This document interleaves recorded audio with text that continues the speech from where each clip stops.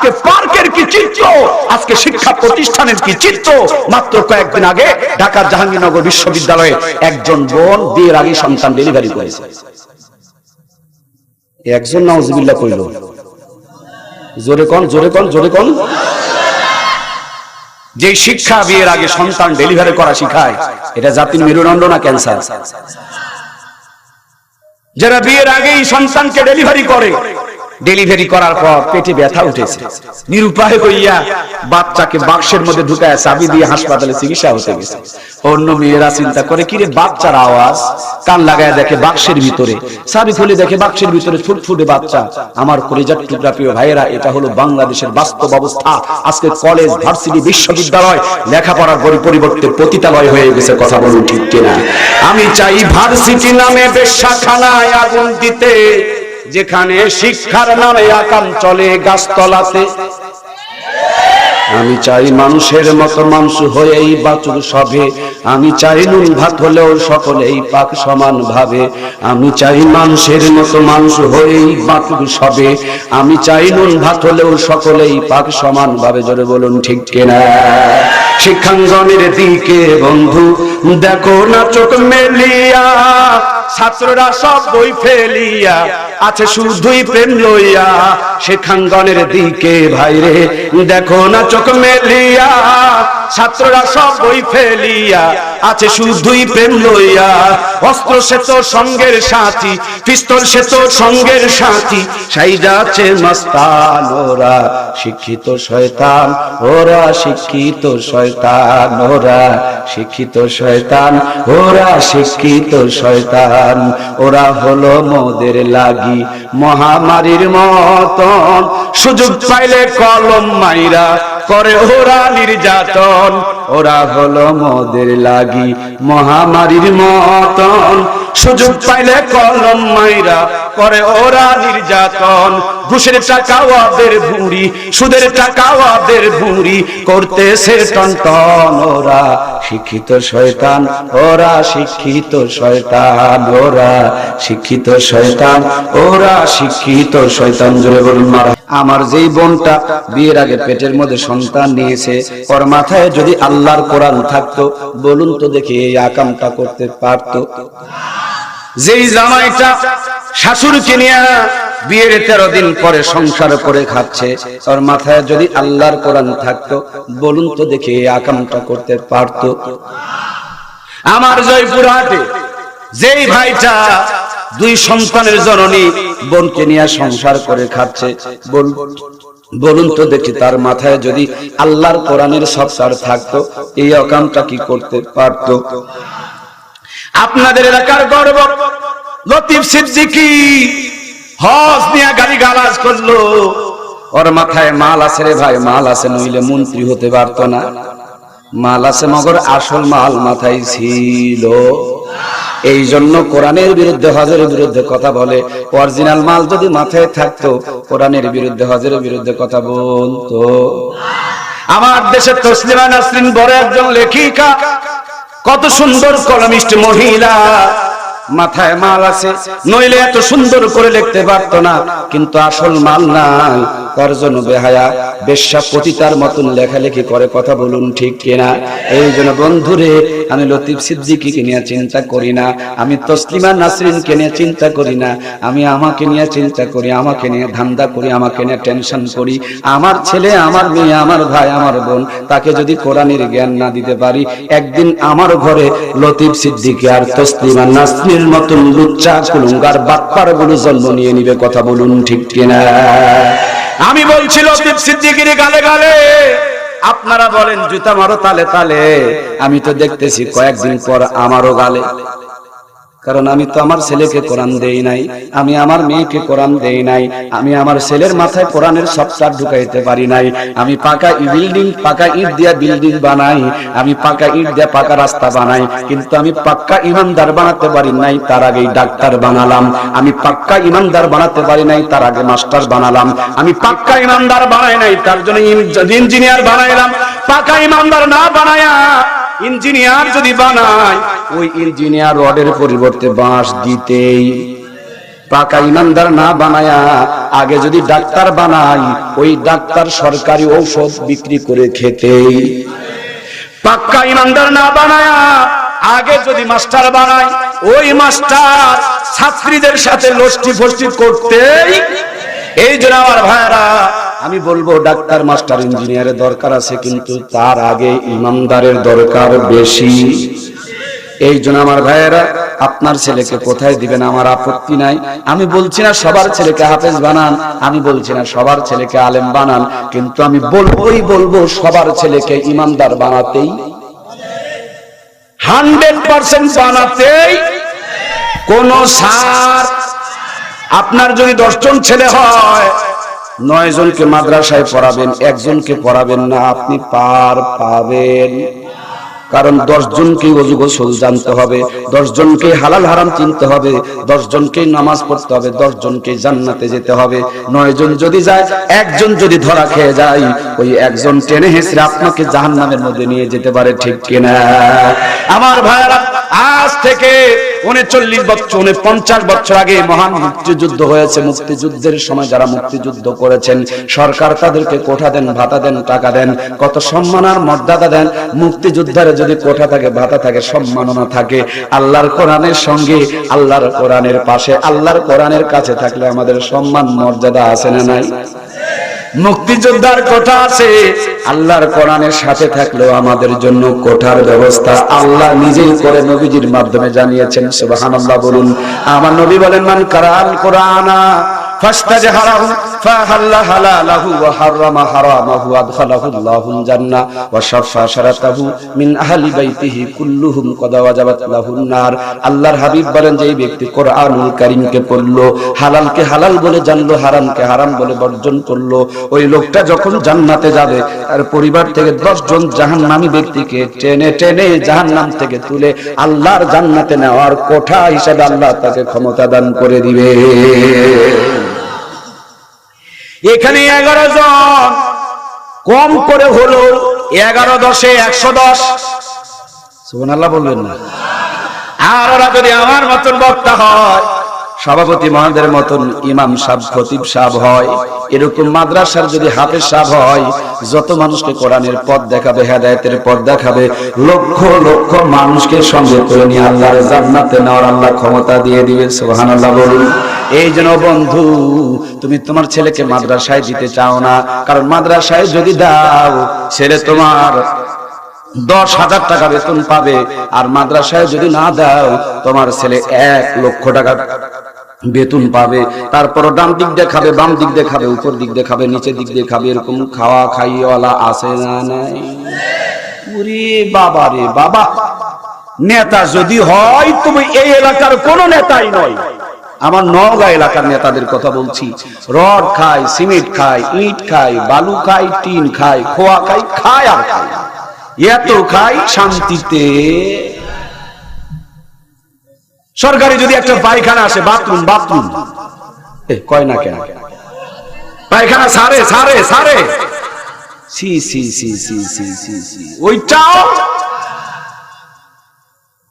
আমি কিন্তু কারোর বিরুদ্ধে বলি নাই, তারপরে বলে নিয়েছি এই এলাকার নয়, নওগাঁ এলাকার কথা বলছি। এরপরে যদি কেউ গায়ে টেনে নেয়, বুঝে নিতে হবে ওটাই সেই। তার জন্য তুই টানিস কেন রে ভাই? আমি তো নাম বলি নাই, সোরের মন। আপনারা বলবেন যে হুজুর পায়খানা খাওয়ায় ছাড়লেন। নজনাব, আমি পায়খানা খাওয়াইনি, ওরা খায় তাই বললাম। কারণ পায়খানাটা হালাল না হারাম? সুদের টাকা, ঘুষের টাকা, টেন্ডারের টাকা, তারপরে রাস্তার ইট মারা, খোয়া মারা, চাল মারা, ধান মারা, পন মারা, মন মারা, গম মারা, চুল, তারপরে কম্বল মারা, এগুলো। আরে ভাই, ওটাও যেমন হারাম, এটাও তো তেমন হারাম, তো পার্থক্য কই? তুই খাস, তার জন্যই তো বললাম। এই হারাম খোরে রাখুন, আলেম ওলামাদেরকে দেখতে পারে না, কথা বলুন ঠিক কিনা? এর ভিতরে হারামে যা হয়ে গেছে। আমি আলেম হক কথা বললে কেন আমার মর্যাদা সম্মান বাড়বে না? আমারও সম্মান মর্যাদা বাড়ার কথা বলুন ঠিক কিনা? আমার কথা যদি কাউকে খারাপ লাগে, যাওয়ার আগে নিম্ন হলো 5,000 টাকা ভিজিট দেওয়া যাবে, কারণ আপনাকে হক কথা বলেছি, তার জন্য আপনার জ্বলেছে। আর জ্বলেছে মানেই প্রমাণ হয়েছে আপনার ভিতরে ওই রোগী। জোরে বলেন, ওই রোগী আছে। কালকে চার দোকানে চুলকাবের বলবে দুনিয়াতে হুজুর পায় না। কে দাওয়াত দিছে রে? আছে, এরকম আছে না নাই? আল্লাহ তাদেরকে হেদায়েত দান করুন, জোরে বলুন আমিন। ওরা আমাদেরই ভাই, তাদের কোনো দোষ, ওই ভিতরে হারাম হারাম হারাম, এই জন্য তারা বুঝতে পারতেছে। ও ভাই মিষ্টি মিষ্টি আছে রে দাদা, আসলে ভিতরে ভাইরাস ভাইরাস, জ্বর জ্বর টাইফয়েড, জ্বর ভালো হয়ে গেলে এমনি ঠিক হয়ে যাবে, যদি ভালো না হয়ে কবরে যাও ফেরেশতারাতে গুতান খাওয়া লাগবে। কথা বলুন ঠিক কিনা? মরার আগ পর্যন্ত হুজুরকে দেখতে পারবা না, মরার আগ পর্যন্ত মাদ্রাসা সহ্য করতে পারবা না, মরার আগ পর্যন্ত দাড়ি দেখলেই তোমার চুলকাবে, অ্যালার্জি ধরবে, আর মরার পরে দাড়ি টুপিওয়ালার ঘরে চলে জান্নাতে চলে যাবা। কবরে গিয়া দেখো ফেরেশতারা গুতান দিয়া বসান দিয়া আসল তত্ত্ব বের করবে। কথা বলুন ঠিক কিনা? আমার ভাইয়েরা, মরার পরে ফেরেশতার হাতে গুতান খেতে চান? তাইলে মরার আগে পরিবর্তন হতে হবে, আর পরিবর্তনের নিয়তেই এই কথাগুলো বলা হচ্ছে। আল্লাহ আমাকে সহ আমাদের সকলকে পরিবর্তন দান করুন, জোরে বলুন আমিন। ও আমার পরিজাত টুকরা প্রিয় ভাইরা, আমি কোরআনকে নিয়ে কথা বলছিলাম, সামনে খালি সমুদ্র আর সমুদ্রের মতন কথা দেখতেছি, এত কথার মধ্যে কোনো ফায়দা নাই। সারমর্ম মূল কথাটা হলো আল্লাহর কোরআন এমন একটা নিয়ামত, আমি বুঝি আর না বুঝি, এ কোরআন যেখানে যেমনি যেভাবে লেগেছে তার মর্যাদা সম্মান আল্লাহ বাড়াই দিয়েছে। আমি বুঝি আর না বুঝি, আমি যদি আমার জীবনে লাগাইতে পারি আমার মর্যাদা বাড়িয়ে দিবেন কে? ভাইয়ের আমার, নাপা একটা বড়ি যদি পেটে ঢুকাইতে পারেন দেখবেন জ্বর কমে যাবে। গ্যাসের একটা যদি বড়ি পেটে ঢুকাইতে পারেন তো দেখবেন গ্যাসের ব্যথা কমে যাবে। নাপা বড়ি যদি আপনার পেটের ব্যথা, শরীরের ব্যথা কমাইতে পারে, আল্লাহর কোরআনুল কারীম তেলাওয়াত যদি করেন, আপনার ভাঙা ঘরে জান্নাতের শান্তি এনে দিয়ে দিবে আল্লাহ তাআলা। কথা বলুন ঠিক কিনা? ও বন্ধু, তুমি তোমার ছেলেকে মাদ্রাসায় পড়াও না, কারণ মাদ্রাসায় পড়ালে উপরা ফাঁকরা কামাই করতে পারবে। 10,000 টাকা বেতন পায়, তাও আবার 3 মাস বাকি পড়ে যায়। এরপর হুজুরের মুখে যেই হাসি আছে, ঘুষখোর সুদখোর বিড়িখোর তাসখোর গাঁজাখোর, ওদের মুখে ওইরকম সুন্দর হাসি। তুমি টাকার মালিক হইতে পারো, 10 তলা বিল্ডিং বানাইতে পারো, ইমাম সাহেবের ঘরে একটা সিসি ক্যামেরা লাগাও, আর ঘুষখোরের ঘরে আর একটা সিসি ক্যামেরা লাগাও। ইমাম সাহেবের ঘরে একটা সিসি ক্যামেরা, শিরপুরের ঘরের মধ্যে আর একটা সিসি ক্যামেরা, 2 ঘরে ক্যামেরা লাগায় তামাশা দেখো। ইমাম সাহেব আলু ভর্তা দিয়ে 3 প্লেট বসায়, আর হারাম করে খবর নিয়ে দেখেন নরম নরম 2টা রুটি, তারপর গরম গরম খাসির কলিজা, কিন্তু পেটের ভিতরে ভুটুর ভাটুর শক্ত করে নড়ায় নড়ায় ঠুটের মধ্যে যখন পেলে পেলে ঠেলে ঠেলে ঢুকাইতে চায়। এরা আলুর ভর্তা গ্যাসের বড়িতে ভাত খায়, তারপর নাক ডেকে ঘুমায়, আর ওর পেটে ঢুকাইতে দেরি, যুদ্ধ গন্ডগোল বাঁধতে দেরি লাগে না, সার্জেল র‍্যাব ঢুকায়া গন্ডগোল বন্ধ করা লাগে। কথা বলেন ঠিক কিনা? ভুল কইলাম? চেহারা মানুষ দেখলে কি হবে মিয়া? আমার বক্তৃতার বয়সই 18-20 বছর, ছাত্র বয়স থেকে বক্তৃতা করি, খায় আর দেশে দেশে ঘুরি আর চিন্তা করি কারণটা কি, প্রবলেমটা কোন জায়গায়। আরে গাছের থেকে নিমের পাতা করে খাইয়া দাদা আমার 150 বছর বাঁচলো, আমরা ডিজিটাল হয়ে 50 বছর বাঁচি, কি করলাম মিয়া? ওরা 150 বছর বাঁচলে আমাদের 300 বছর বাঁচার দরকার। এই কথা কয় না কেন? তাছাড়া এত উন্নতি কি হলো, কোন দিকে গেল? ওরা যদি 18টা সন্তানের বাপ হইতে পারে, আমার 18 দুগুলো 36টা হওয়ার কথা। এই কথা কয় না কেন? কথা কয় না কেন? দৌড় মিয়া, বোঝে না কথা, ওয়াজ বোঝে না। বুঝতেছেন আমার ওয়াজ? বুঝতেছেন? আমরা অনেক উন্নতি করেছি, মাসকালের ডালের চালের স্বাদ হারালাম কোথায়? আলো আতপ চালের বিরিয়ানি স্বাদ গেল কোথায়? ইলিশ মাছ কেন পুঁটির মাছের চাইতে দুর্বল হয়ে গেল? এ সব হলো পাপের ফসল। কথা বলুন ঠিক কিনা? পাপ কমান, ইমান বাড়ান। দুর্যোগ মোকাবিলা করার জন্য রড আর সিমেন্ট ইটের মান বাড়ালে চলবে না, ইমানের মান বাড়াতে হবে। যে ইমানের মান বাড়িয়ে হযরত ওমর লাঠির ইশারা দিয়ে ভূমিকম্প সরাইছে, লাঠির ধমক দিয়ে ভূমিকম্প বন্ধ করেছে, সেই মুসলমান এখন বউ কথা শুনে না, ছেলে কথা শুনে না, তার মানে ইমান কমে গেছে। কথা বলুন ঠিক কিনা? আমার প্রান্তীয় কলিজার টুকরা প্রিয় ভাইরা, ও মুসলমান, স্বল্প পরিসরে আপনাদের খেদমতে এটুকুই দাওয়াত দিয়ে যেতে চায়, হালালেই বরকত আছে, হারামি বরকত। আপনাদের এলাকায় গরু আছে? গরু গরু একটা করে বাচ্চা দেয়। কুকুর চিনেন রে ভাই? বা 5টা 7টা বাচ্চা দেয়। হিন্দুদের বাড়িতে শুকুর নামে আর একটা প্রাণী আছে, শোর, এটা 12টা 14টা পর্যন্ত বাচ্চা দেয়। কিন্তু যেই পরিমাণ কুরবানিতে গরু জবাই করে, সেই পরিমাণ কি কোনোদিন শুকুর কুকুরকে মারে? যেই পরিমাণ প্রত্যেকদিন হাটে বাজারে গরু জবাই হয়, সেই পরিমাণ আপনাদের আশেপাশে কি কুকুর মরে থাকে? তাহলে গরু দেয় একটা, কুকুর দেয় 5টা 7টা, শুকুরে দেয় 12টা 14টা। তারপর গোটা দেশ যদি জরিপ করেন, হিসাব করেন, খবর রাখেন, দেখবেন গরুই। কি বোঝা গেল? এখান থেকে পরিষ্কার হয়ে গেল কুকুর আর শুকুর এই দুইটা প্রাণী হলো হারাম। যদিও বেশি দেয়, এই বেশিতে বরকত। আর গরু নামক আল্লাহর নিয়ামত প্রাপ্ত প্রাণীটা হলো হালাল, যদিও একটা করে দেয়, এত বেশি খায়, তাও গরুতেই বরকত আছে, ওই কুকুর শুকুরে বরকত। ইমাম সাহেব 10,000 টাকা পায়, এরপর ইমাম সাহেবের কাপড় আর ওর কাপড়ে দেখবেন আসমান জমিন পার্থক্য। ইমাম সাহেবের ঠোঁটের হাসি আর ওর হাসি দেখবেন আসমান জমিন পার্থক্য। ইমাম সাহেবের ঘর আর ওর ঘরে দেখবেন ইমাম সাহেবের মানে 3টা 4টা 5টা 7টা বাচ্চা, ওর 1 থেকে 2টা বাচ্চা, তাও হামদর্দার হারবালের বড়ি লেগেই আছে। এটা আবার বেকার ন্যাংরা টেরা, ডানে বলতে বামে যায়, সব হলো পাপের ফসল। কথা বলেন ঠিক কিনা? আমি পাপ কমান, ইমানের আমল বাড়ান, আল্লাহ জান্নাত থেকে শান্তি দান করবেন। কথা বলুন ঠিক কিনা? টাকা দিয়া শান্তি কিনে পাওয়া যায়? টাকার জোরে সুন্দরী বিয়ে করতে পারো, সুন্দরী বউকে বিউটি পার্লারে নিয়ে যাইয়া আলকাতরা মোবিল টবেল মাখায় আরো সুন্দর বানাইতে পারো, কিরণ মালা কটকটি পাখি পরায়া আরো ডিজাইনার অ্যাক্টিং বানাইতে পারো, লেকিন ভালোবাসা আমদানি করতে পারো না, পারো না, পারো না। তুমি ঘুমাবা এক ঘরে, তোমার বউ ঘুমাবে আর এক ঘরে। ইমাম সাহেবের ঘরে গিয়ে দেখো ভাঙা একটা ঘর, একে অপরকে বুকে জড়িয়ে ধরে ফজর পর্যন্ত জান্নাতের ঘুম পারে। এই সমস্ত ঘুষখোর এক সপ্তাহ ইমাম সাহেবের একজনের সমপরিমাণ ঘুম পাড়া তার কপালে জোটে। দাওয়াত দিয়ে দেখেন ইমাম সাহেব একাই 1.5 কেজি বসাবে, ও এক সপ্তাহেও 1.5 কেজির কাছে যেতে পারে না। শান্তি, শান্তি দোকানে কিনে পাওয়া যায় না। শান্তি বড় বড় চাকরি থাকলেই হয় না, শান্তি বড় বড় বিল্ডিং এ বিরাজ করে না। আমি দেখেছি যার জিন্দগিতে যত সুন্নত আছে, যার জিন্দগিতে কোরআনের সাথে যত সম্পর্ক আছে, আল্লাহ তার ঘরে, তার সংসারে, তার পরিবারে তত শান্তি ঢেলে দিয়ে রাখছে। সুবহানাল্লাহ বলে। এই ঘুষখোর রাত্রিবেলা ঘুষের টাকা নিয়ে বিটকেস ভর্তি বাড়ি ফিরে, ছেলে রাস্তার মধ্যে আগে থেকে দাঁড়িয়ে থাকে, বাবা টাকা দাও, বোতল খেতে যাব। বোতল খেতে যায়, রাত 3টার সময় এসে দরজার সামনে আব্বাকে বলে, দুলা ভাই বোতল খেলে কি মাথা ঠিক থাকে? মাকে বলে বোন, আর বাপকে বলে দুলা ভাই। এসব হলো পাপের ফসল। সেই তো আমরা দেখতে পেলাম আল্লাহর একজন বান্দি, নাম হলো ঐশী। এ ভুলে গেছে রে আল্লাহ রে, এসব তো পাপেরই ফসল। সুতরাং মুসলমান প্রতিযোগিতা হবে আল্লাহর জান্নাতে যাওয়ার জন্য, কোরআনকে মানার জন্য, সুন্নতকে মানার জন্য। মুসলমান জাহান্নামে যাওয়ার জন্য পাপের কোন প্রতিযোগিতা করতে পারে? আজ আমাদের দেশে বৃদ্ধাশ্রমগুলো ভারী হয়ে যাচ্ছে, কারণ বৃদ্ধাশ্রমে তো যাবেই, কারণ বাপ মা গুলো সন্তান ভালো তরিকায় জন্ম দিচ্ছে না। কথা বলুন ঠিক কিনা? আজ আমরা ছেলে মানুষ, আমাদের ফ্যাক্টরি কারখানা ঢাকা, আর আমাদের মায়েদের ফ্যাক্টরি আর কারখানাগুলোকে আমরা রেখেছি ফাঁকা।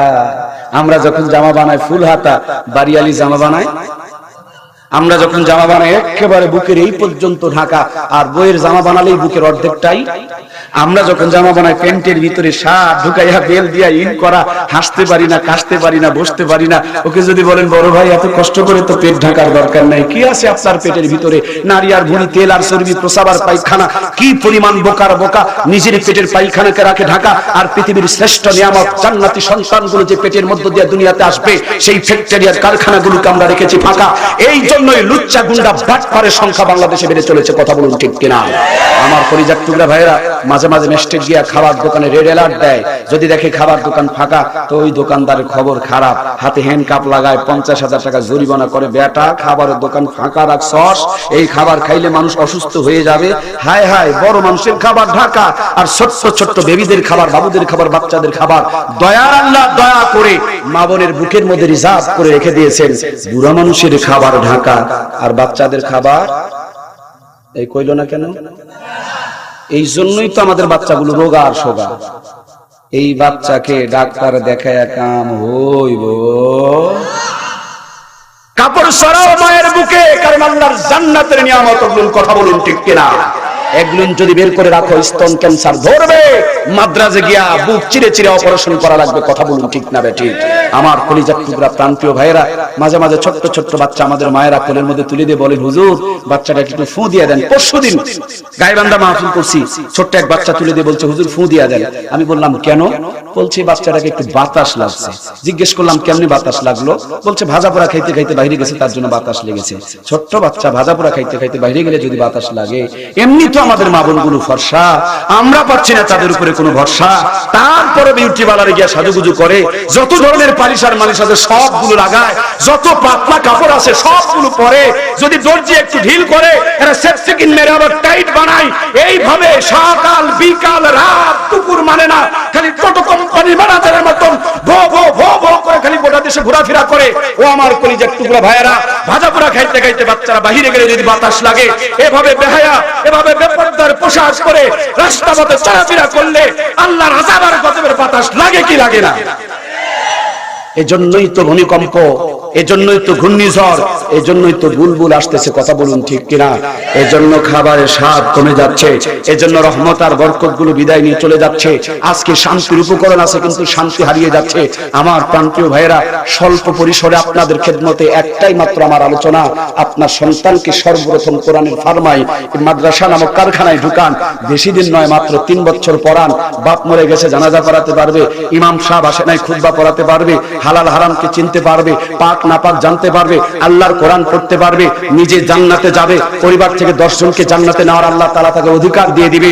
এই দুনিয়াতে যেখানেই থাকুক, ভাঙা ঘরে থাকুক, কুড়া ঘরে থাকুক, ওই ভাঙা ঘর আর কোরআন, কুড়া ঘর কোরআনের সঙ্গে থাকার কারণে, পাশে থাকার কারণে, কাছে থাকার কারণে ওখানে আল্লাহ জান্নাত থেকে তার উপরে শান্তি আর রহমত বরকত ঢেলে দিবে। কথা বলুন ঠিক কিনা? সমাধান চাও যদি জীবনে মরণে, ফিরে যাও খুঁজে নাও, চোখ রাখো কোরআনে, ফিরে যাও খুঁজে নাও, চোখ রাখো কোরআনে, তবেই পাবে সুখ শান্তির ঠিকানা, যদি মেনে নাও তুমি মনে প্রাণে। সমাধান সমাধান চাও যদি জীবনে মরণে, ফিরে যাও খুঁজে নাও, চোখ রাখো কোরআনে। জোরে বলুন মারহাবা।